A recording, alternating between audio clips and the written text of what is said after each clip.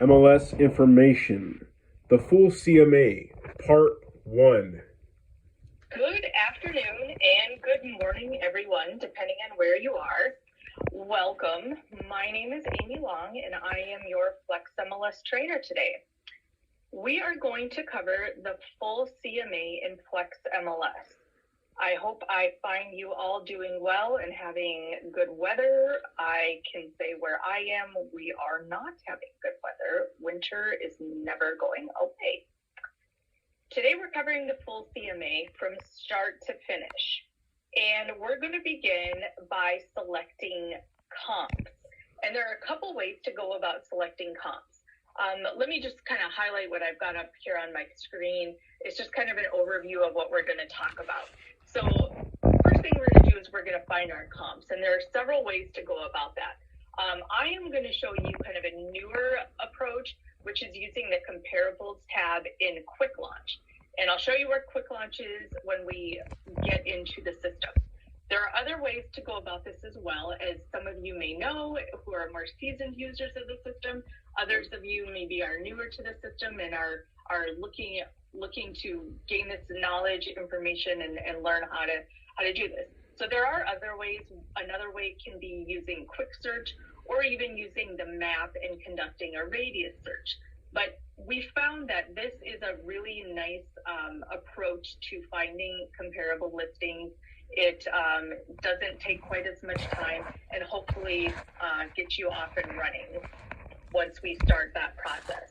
So I just wanted to make mention of that. It's generally a good rule to select 4 to 5 listings for your comparables.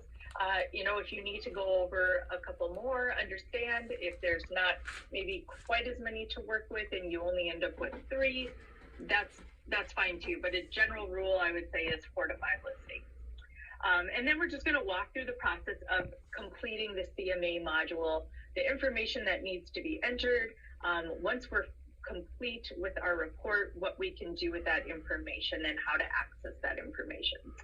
Okay, so I'm going to hop out of that screen and shift over into Flex MLS. And we are going to use Quick Launch. And I call Quick Launch, this is Quick Launch at the top. I call it the Google of Flex MLS because what you are doing is you are creating kind of a broad search. You can search for an address, you can search for a name, somebody within the MLS, if you're not quite sure, a portion of an address, an MLS number, etc. You can even start a search from the Quick Launch, which is in a way what we are going to do. But before we start that process, I want to show you, because we are going to use this comparable process through Quick Launch, it's important for you to know how to update your radius, because the radius is going to determine how far out this comparable process will work. And depending on where you are, the radius is going to be different. So if you're in a more rural area, we're kind of in between in our Fargo-Moorhead area. Some outer areas are more rural, then we've got inside the city limits. So depending on where you are, 1/4 of a mile, which is typically what it's set to as the default, is probably not far enough. You may want to branch out a little bit, go a 1/2 mile or even a full mile. And then again, if you're in a more densely populated area, 1/4 of a mile may be exactly ideal or perfect. But I want to show you how you can make this update so you can determine and use this tool when you are creating a CMA. So, general preferences. You'll find general preferences as you will find all your functions in Flex MLS under the menu. Now, I've saved general preferences to my favorites bar at the top. You don't have to do that. It's not something that you probably use too often. But if you're wondering how you find any functions, you would just start typing in general preferences. So it's under preferences. It's called general preferences. And you'll see that there's a little star that's got a yellow star next to it. And by selecting this, I've favorited it. So that means it stays in this favorites bar. which means it's always visible and viewable to me when I'm working in the system. But we're going to just go to the right and click on comparables. And this is going to allow me to make update to my radius. So if you're following along right now, great. And if you're not a problem. I prefer that you probably listen and try to retain the information and then go back and repeat if that's helpful. But if you are following along and you want to make an update to your search radius, I don't know, I presume most are set at 1/4 of a mile or 0.25. Yesterday, I came into the system, into this training account, and I updated my search radius to 1 mile. So you can make these adjustments. You can also adjust these additional fields if you want to have, a bedroom or a bathroom adjustment of a minimum of 2 bedrooms, a minimum of 1 or 2 bathrooms, something along those lines. You can make those adjustments here as well. And then, of course, any statuses. I'm mainly focusing on the search radius at this time. So what I'm going to do now is I'm going to leave this area because I did make my update yesterday. But when you do enter whatever radius that you prefer, you will simply click save on the bottom, and that will update your radius going forward for the comparable search. Okay, so I'm going to come to my home dashboard, and now I'm going to click in my quick launch, and I have my subject property already in mind, as I'm sure you will when you are conducting a CMA. And what I'm going to do is I'm just going to start to type the number. So I'm going to start typing the address, and I have a couple options when using this quick launch feature. I can select by an actual listing, or I can come down to see how it says comparable search. And just by entering the first couple digits of the address, I am able to find my listing, my subject property. So I'm going to click that.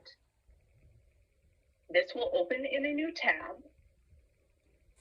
And now we are actively in a comparable search using quick search. So we just kind of went a different route to get here.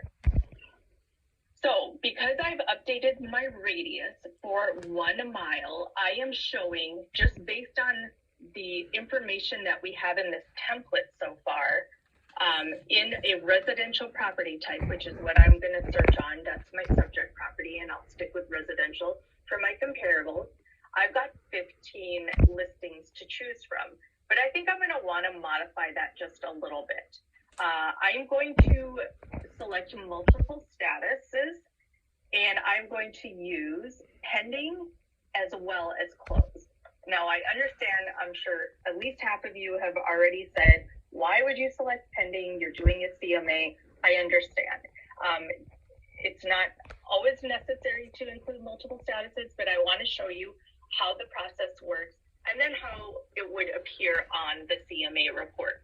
So please don't get upset that I did choose to select pending. I realize it's not always relevant. Okay, so I've got my status. Now, because I selected pending and closed, the off-market dates fields populate. So I can select a range of days if I would like, or I can click those arrows and select a number of days back, months back, or years back. So for my pended listings, I'm going to go back maybe 180 days. And for my sold, I'm going to go back, this is going back a full year, and that would be fine. Otherwise, I can click on days and go to months or go to years. I'm not going to go 366 years, but I could just change it to 1 year if that's how I wanted to go about it. Okay, now we'll continue to move along our template. And we have the total beds, total baths, and the system is pulling the information based on the subject property that I've entered, okay? So if I want to make any modification to these, I will simply move over and just make an update. Maybe I would like to look at something that at least has a minimum of 3, I'm open, or maybe I only want to go to 4. And then I'll shift over to my total baths, and I will do a minimum of 2. And as you can see, my results are updating in real time.